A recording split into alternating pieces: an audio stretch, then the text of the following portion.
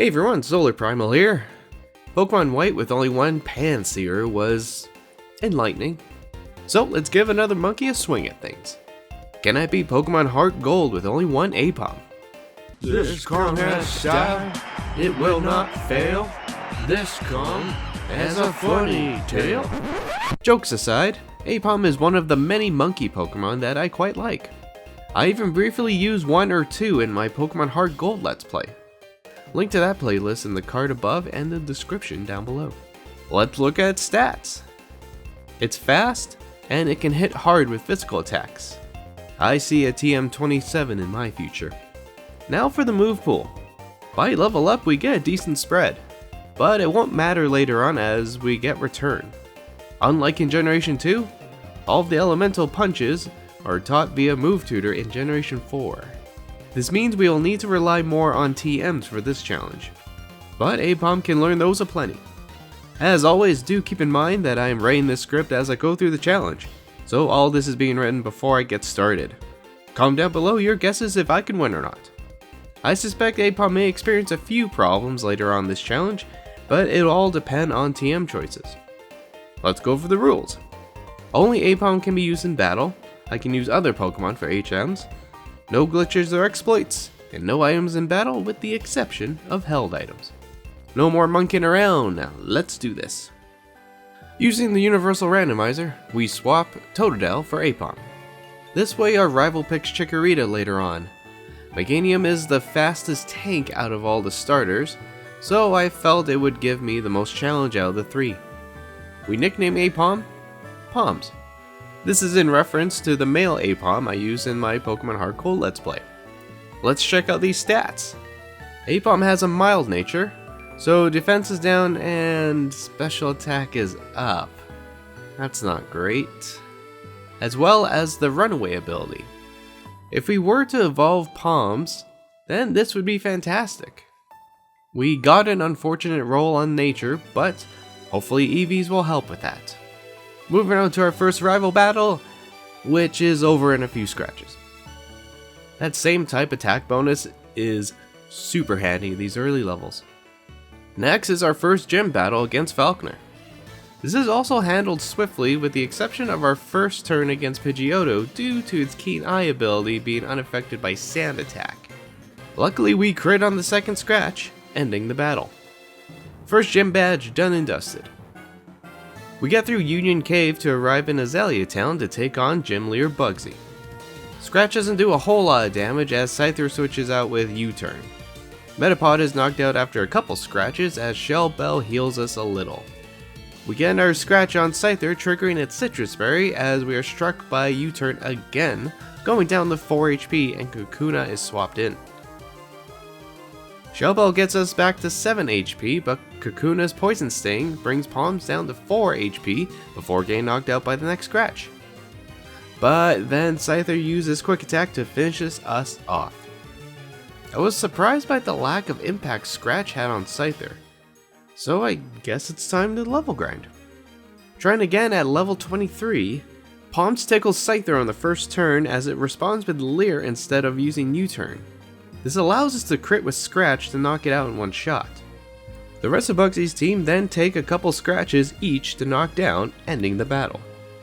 Second gym badge done and dusted. Now for our second rival battle.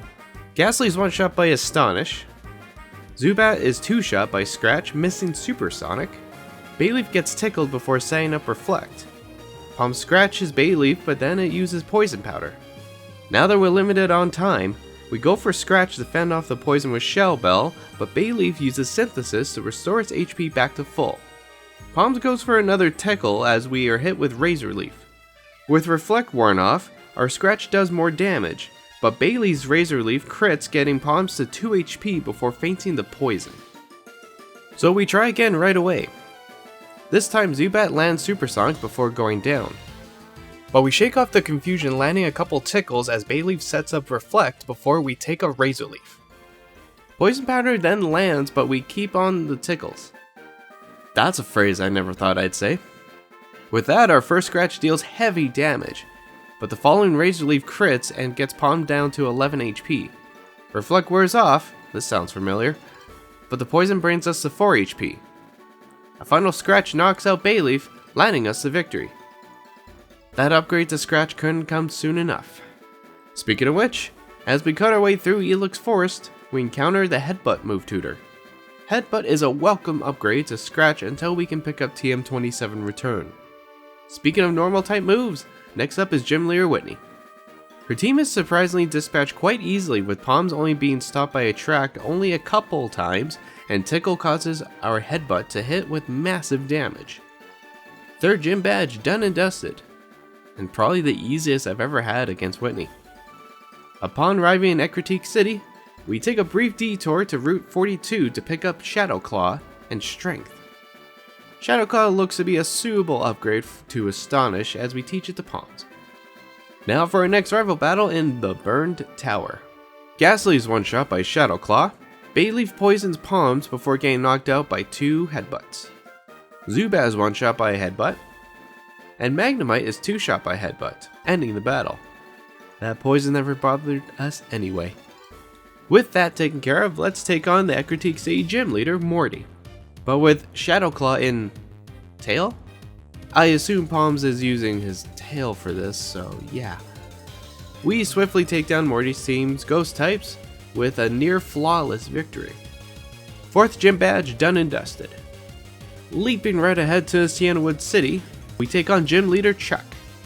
Primeape goes down after a couple headbutts despite using Double Team. Poliwrath takes a headbutt before laying down a Surf. Headbutt chips away at Poliwrath more, forcing it to use its Citrus Berry and smacking Palms with a Body Slam. Palms then tickles Poliwrath to dampen the next Body Slam. As Poliwrath sets up Focus Punch, the following headbutt from Palms knocks it out, ending the battle. 5th gym badge done and dusted. Flying over back to Olivine City, we battle against gym leader Jasmine. Now for my experience, it is worth teaching Palms Dig for this gym. On our first attempt, both Magnemites are knocked out in one shot to Dig. But Steelix is tanky, so Dig barely leaves a mark on her, and Palms is eventually knocked out by a couple Iron Tails. Pulled the Tickle Tack a little too late there. So, trying again, we use Tackle right away on Steelix, lowering her attack and defense by 3 stages while taking damage from Sandstorm and Iron Tail. A single dig is enough to trigger the Citrus Berry, but Palms is hit by another Iron Tail, going down to 28 HP. At this point, the Sandstorm subsides as we use Dig a final time to knock out Steelix, ending the battle. 6th gym badge done and dusted. After clearing out Team Rocket from Mahogany Town, we face off against gym leader Price. Seal is one shot by Headbutt. Piloswine takes the first headbutt and uses Blizzard on Palms. We headbutt again, but Piloswine is still standing as it eats its Citrus Berry. We heal a bit with Shell Bell as the hail begins to fall. Luckily, the next headbutt knocks out Piloswine. Dewgong survives headbutt to dazzle Palms with Aurora Beam, and hail gets us down to yellow HP. But a final headbutt knocks out Dewgong, ending the battle. 7th gym badge done and dusted. While battling Team Rocket at the Goldenrod Radio Tower, Palms levels up to 50. And as expected, Palms is our fast smacker. Y'all think we can rename the term physical sweeper to fast smacker? Now for our next rival battle. We get a ton of bad luck with Confused Ray on our first go and fail. On our next attempt though, for some reason, we're able to one-shot Golbat with Headbutt this time. Magnemite is then one-shot by Dig. We tickle Meganium a few times as it sets up Reflect and Poison Powder. We crit on the next headbutt to knock out Meganium, though the poison brings us down to half. We get about the same damage with headbutt on Sneasel as Palms is critically hit with a feint attack going down to 2 HP, and then the poison finishes us off. Next attempt, we skip the tickle attack, 2-shotting Meganium down, but not before it sets up Reflect. Palms digs right away against Sneasel, bringing it down to half. We're hit with Icy Wind, lowering our speed. So Sneasel gets a feint attack in before we knock it out with Headbutt. And with Reflect wearing off, we one-shot Haunter with Shadow Claw, ending the battle. With Team Rocket being forced back into retirement, it is time to take on Gym Leader Claire. And this is going to be interesting with Gyarados' Intimidate affecting Palms. 2 headbutts isn't enough to knock out Gyarados, as Palms takes 2 Dragon Rages in the process. We tried Tickle, but it was the wrong play as Palms is hit by another Dragon Rage. But I guess it helps a little as the next headbutt knocks out Gyarados. With only 27 HP remaining, Dragonair's Slam knocks us out. Trying again? We end up in better standing against Dragonair as we set up Tickle right away against Gyarados and landing a crit headbutt. Palms then takes a Dragon Pulse before finishing up Dragonair with the following headbutt. Kingdra slams us with Hydro Pump, getting us down to 29 HP as it laughs off the headbutt. And then we're knocked out after the next Hydro Pump. I guess that's what I get for equipping Silk Scarf instead of Shell Bell that has carried us all this way. Silly me. But yeah, here we go. Now we have a challenge. So now seems like a good time to pick up TM27 Return and teach it to Palms. And at level 61. Return packs more of a punch, but it's still not enough to knock out Gyarados in one shot as we take a Dragon Rage. So the next Return finishes the job. Dragonair is one shot by Return. Our bout with Kingdra is still a challenge as it tosses Smokescreen after Smokescreen at Palms, making us miss most of the time. Luckily Claire has similar bad luck landing Hydro Pump. But we managed to land 2 returns in a row to knock out Kingdra in the end. And then the second Dragonair is one shot by Return, ending the battle. 8th Gym Badge done and dusted. Before making our way to the Pokemon League, we take on the Evolution Gauntlet. But aside from Umbreon, the rest of the evolutions were all swept by our monkey with a hand on its tail. Let's go! Afterwards, we pick up the Choice Scarf and Muscle Band from the delivery man. Thanks, Mom. With that, it's time to take on our rival before the Pokemon League. And we effectively sweep through his whole team just like the Kimono Girls. So, yeah, probably the easiest time I've had facing this rival at this point of the game. Aipom can get it done. Now it's time to take on the Pokemon League. Here are our stats. Comment down below how you think this will go. At this rate, we can just give Palms a broom so he can keep on sweeping. In all seriousness though, I predict we're gonna have a tough time against Koga's Fortress and Lance's entire team, if Claire was any indication to that. But we'll see. Let's do this. First up, Elite Four Will. And, not too surprising, Noctu and Jinx are one shot by Shadow Claw. Executor slows our momentum with Reflect, but eventually is knocked out after a few Shadow Claws. And Palms levels up to 67. Slowbro slows us down even more, but we persevere to knock her down. And the second Noctu is knocked out by Shadow Claw. Smooth start so far. Next up is Elite Four Koga. And this is where something interesting happens. Ariados is one shot by Return, but that's not the interesting part. Fortress does give us a little trouble, but it's nothing compared to Koga's next Pokemon, Muck. All of these minimizes stacking up, makes it near impossible to land a hit. Then Gunk Shot is able to dispatch Palms after a couple hits. Trying again at level 70. We go for a return right away on Muck and knock it out in one shot. Crobat survives the first return, eating its Citrus Berry and setting up Double Team, but then is knocked out by the next return. Finally, Venomoth is one shot by Return. Now for Elite Four Bruno. We have a good start with knocking out Hitmontop and Hitmonlee in one shot with Return. However, Machamp survives the hit from Return and knocks Palm down with a crit cross chop. Brutal. So we try again at level 71, equipping the Muscle Band to Palms. This time we one-shot Machamp with Return and level up to 72. Palms goes down for Dig as Onix sets up Sandstorm. Dig almost knocks out Onix, but it tanks the hit and uses Earthquake, doing a little bit of damage to Palms. Bruno heals Onix, so we soften him up with Shadow Claw. Palms uses Dig again, but this time, Onix uses Earthquake, dealing double damage on Palms. Luckily we survive this and knock out Onix on the way up. And then Hitmonchan is one shot by Return. Our next opponent is Elite Four Karen. Knowing Umbreon has high defense, see my Pokemon challenge of Espeon and Umbreon in HeartGold. We use Tickle on the first turn and Umbreon sets up Double Team. But we still land Return to knock it out in one shot. Gengar is one shot by Shadow Claw. And then the rest of Karen's team is all one-shot by return, swiftly ending the battle.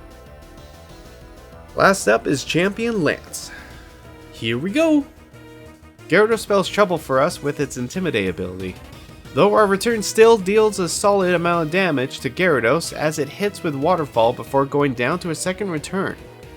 Another return hits Dragonite, causing it to eat its Citrus Berry, but its Outrage is able to knock out Palms with crazy high damage. And no matter how many times I try, we keep getting knocked out by Outrage.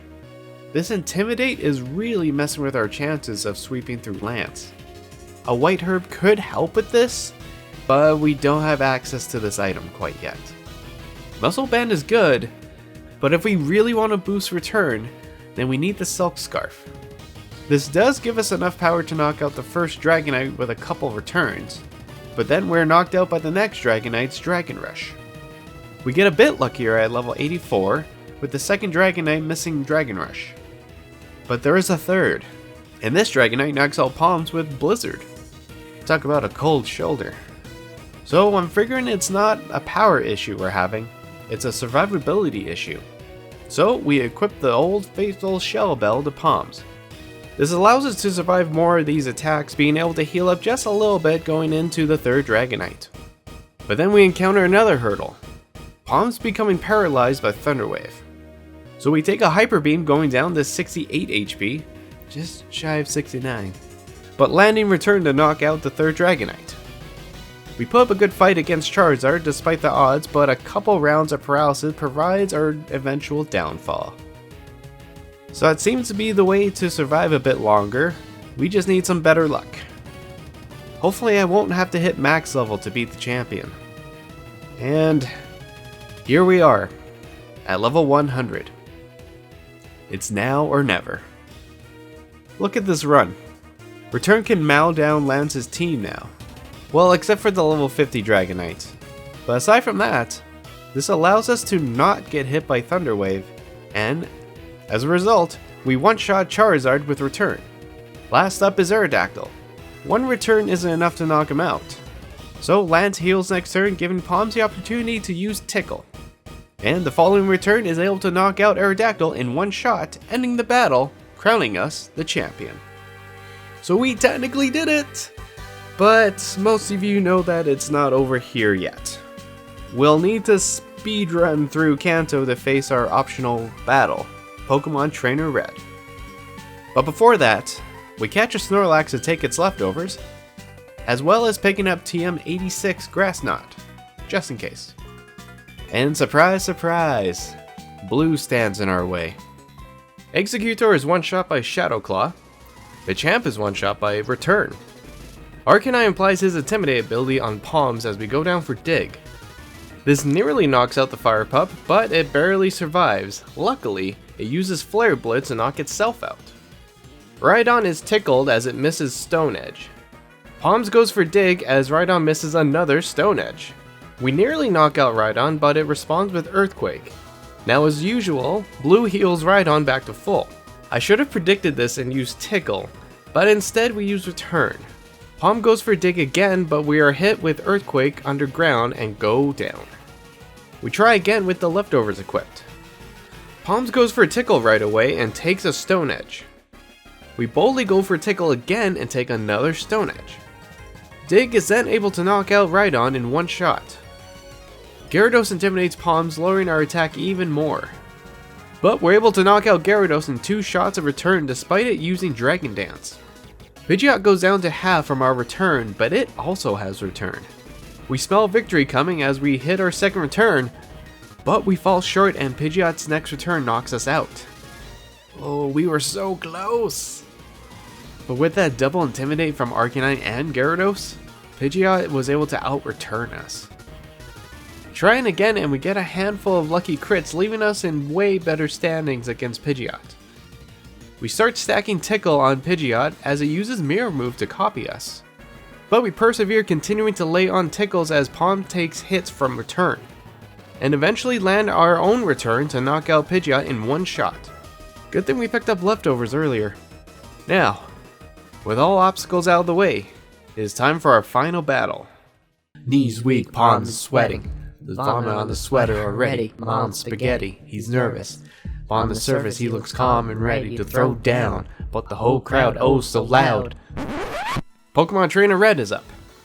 We get a good start with knocking out Pikachu with Dig and avoiding the paralysis. We deal decent damage with Return on Blastoise, but a Focus Blast crushes us down to 22 HP and the Hail gets us down to 7 HP. We knock out Blastoise with the following Return, but the Hail finishes us off. We swap in Leftovers in the hopes we can survive the battle a little longer. Palms tickles Blastoise and we take a Blizzard, which is guaranteed in Hail. Palm strikes with Return, bringing Blastoise down to under half as it misses Focus Blast. Red full restores Blastoise and Palm hits with Return again. But you know how this goes.